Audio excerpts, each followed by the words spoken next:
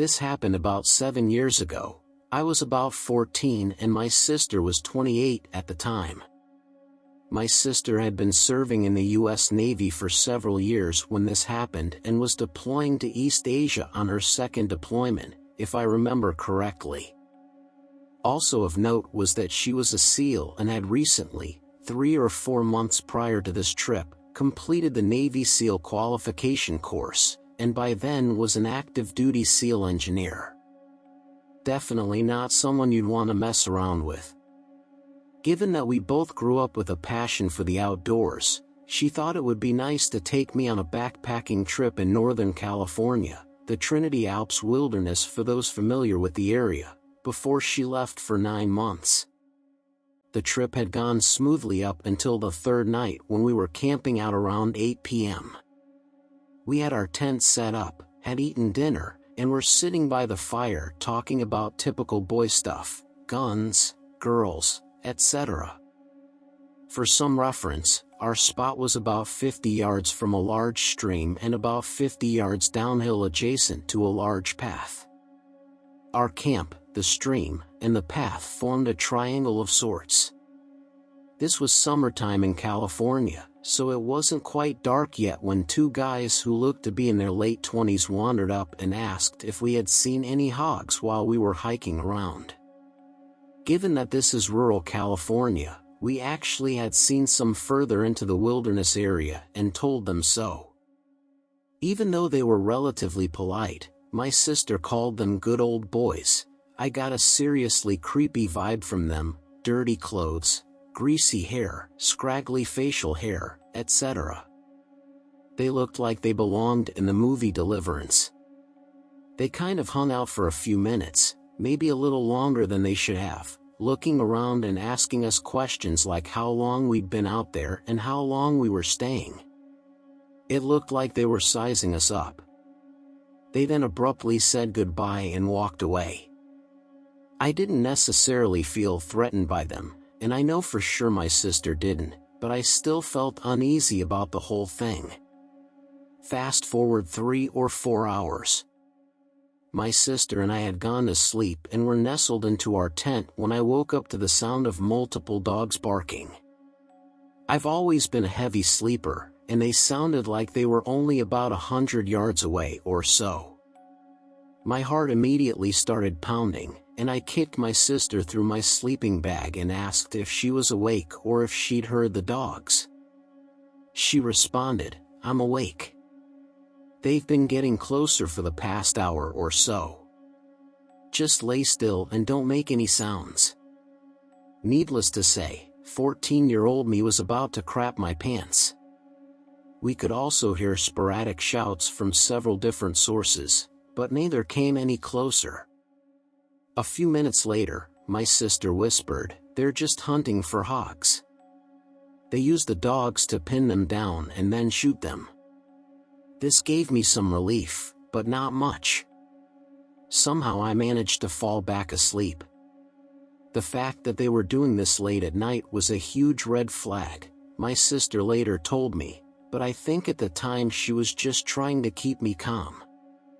Fast forward what was probably another 3 hours.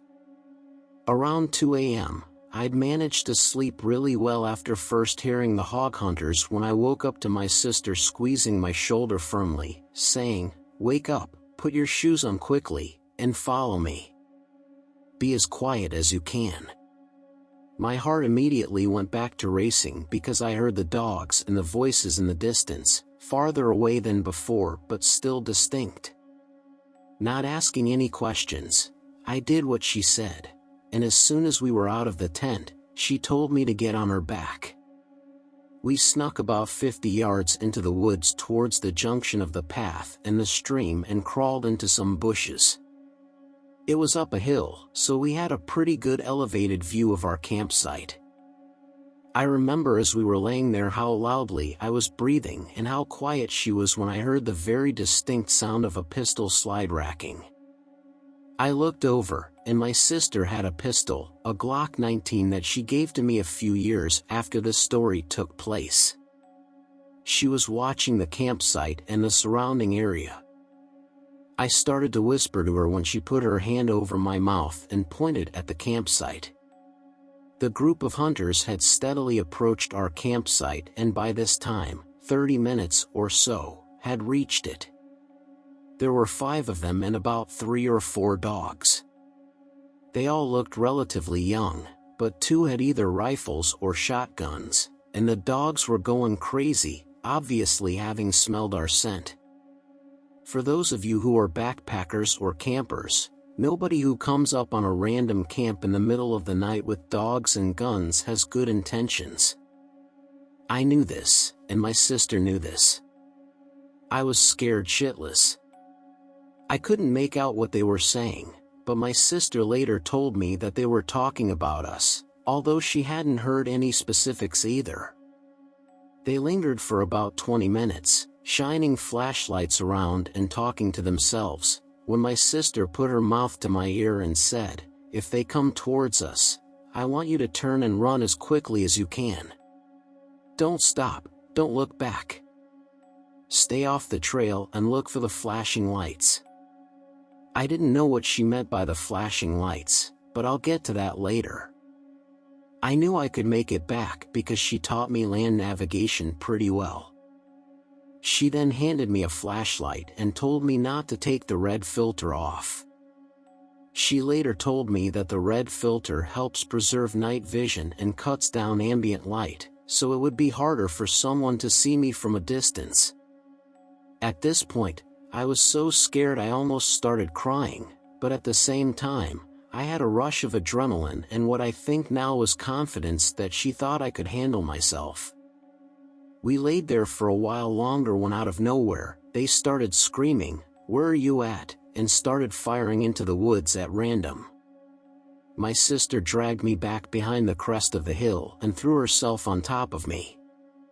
Thankfully, from our position on top of the hill, we were protected from any gunfire. They shot maybe 5 or 6 more times and then started walking back the direction they came from. They got maybe 100 yards away when I heard a blaring siren and saw emergency lights flashing through the woods. Turns out my sister had called the Forest Service office on a satellite phone she had. She did this while I was asleep, and they had sent out a Forest Service officer and game wardens to our area of the wilderness. The Trinity Alps wilderness is about 25,000 acres in size, so it took them a while to get there on the dirt roads. When we saw the game warden's truck, my sister signaled them over with the light and pointed them in the direction the hunters had gone, and the guy sped off, shining his spotlight through the woods. As soon as we were sure they were all gone, we went back to our camp, packed up our stuff, and waited by the path for the game warden to come back. The game warden gave us a ride in his truck bed back to the main staging area. On the ride back, my sister told me how brave I'd been and that we would talk about it with our parents the next day if I wanted to. I asked her not to do that because I thought they might never let me go hiking again. We never got any definitive information on what happened to the rednecks we encountered. I have many friends who have gone out to the Trinity Alps area and had a great time with no creepy stuff going on. However, it truly is a wilderness, and law enforcement response, if you can even reach them, would be slow. I was lucky that my sister was there and reacted so quickly. Otherwise, who knows what could have happened.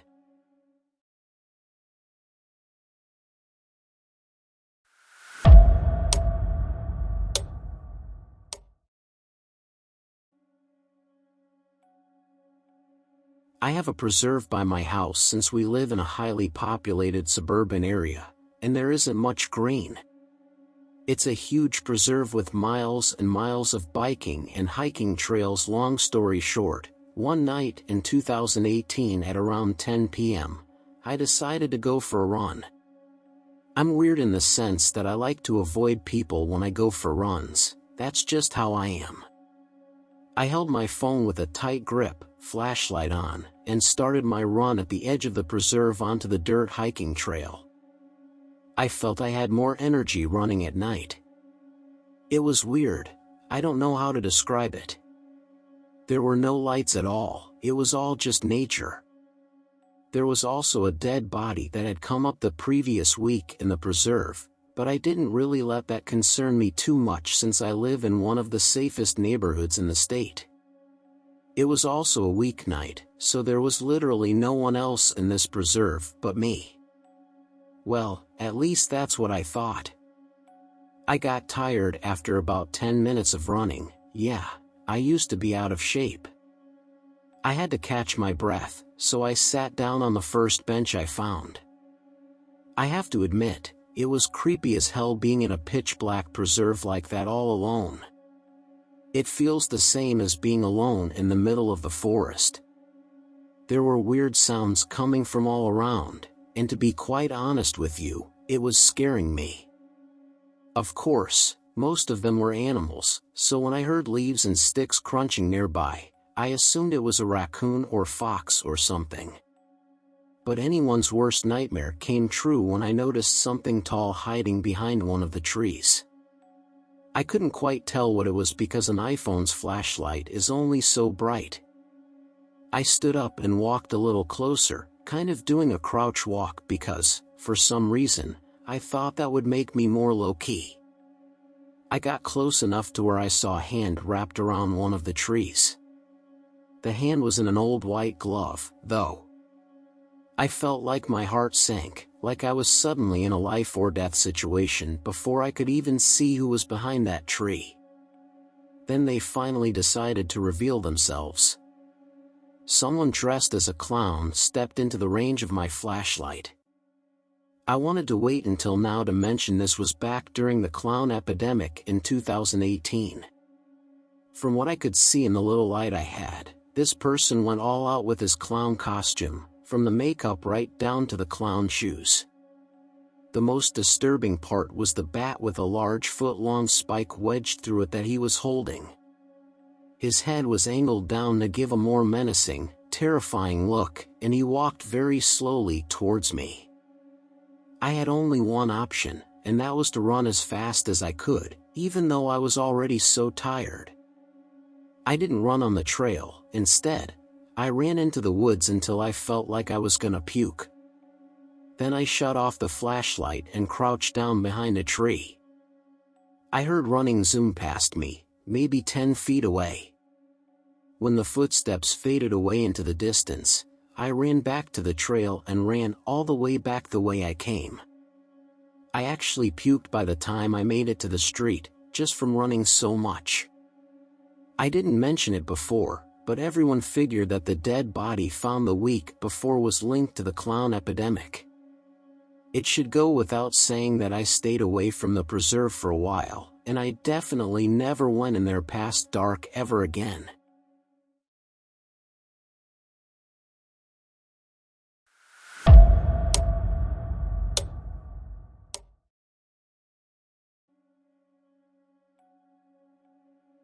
I once took a trek on the Pacific Crest Trail in California, which is the longest hiking-only trail in the world. I went alone just for fun. I went late in the fall, so it was cold and there weren't many other people hiking. In fact, I think I only ran into like 2 other people going the opposite way. The part of the trail I was on was in thick forests, and it was definitely a scenic walk. The trail ran alongside a small river, and nothing could be heard but the sound of the flowing river and the early morning birds chirping. It was time for me to sit down and take a break, so I found a big rock sitting aside the river and sat down on it. I took a sip of my Gatorade and then I could swear I was hearing a baby's cries coming from the distance. It was coming from further down the trail in the direction I was walking. Of course, I had to get up and follow the sound of it because of that off chance that a baby was stranded in the woods alone. As I walked further down the trail, though, it seemed like the baby's cry stayed the same distance away. This went on for like half a minute of walking fast before I gave up and assumed it was somebody with a baby walking down the trail. I sat down on another rock I found on the side of the trail by the river. Eventually, the crying seemed to just stop. Like, it didn't fade away really, it just stopped abruptly. I sat on that rock for 5 minutes, just taking in the nature and taking a few videos on my phone. That's when I heard footsteps approaching nearby. Expecting to see another hiker walking the trail, I saw some frantic-looking woman hurrying over to me. She came so fast and so close that it actually scared me. She stopped uncomfortably close to my face and started screaming at me, "Have you seen my baby?" I calmly told her I heard a baby crying not too long ago and told her to follow me. We walked quickly down the trail in the direction I was chasing the sounds of the baby earlier. I looked back every few seconds to make sure she was keeping up with me. Eventually, I summoned up the nerve to ask her how on earth she lost her baby, but she didn't answer. So, I turned around again and stopped when I saw she was gone. And the weird thing? She was right on my tail just 10 seconds ago. I screamed out for her a few times, but the only sounds around me were the birds chirping and the river. I figured even if she trailed off away from me, I would at least still be able to see her in the distance. I stood there for a long time deciding what to do next, just move on with my life and continue the trail, or walk back and try to find this woman. I did one more quick 180-degree scan of the area we just came from, and what I saw next may not sound very disturbing, but it was disturbing to me. In that very spot, I saw the woman standing across the river, arms hanging lifelessly at her sides. She was looking at me, not saying anything, not moving a muscle, blank expression, just standing like a statue watching me. I made up my decision right there, and that was to move the hell on with my life. I walked as best as I could away from there until my calves hurt from walking so fast for so long. Eventually, I made it back to my car after looping around another trail. I cut the hike short after what happened. I was truly unsettled by it and even started to question my sanity. Like, did that actually even happen? It seemed so unreal, and yet at the same time, it felt real in the sense that I lived it. I just want to know if anyone else who hiked the Pacific Crest Trail had any kind of freakish experiences like this.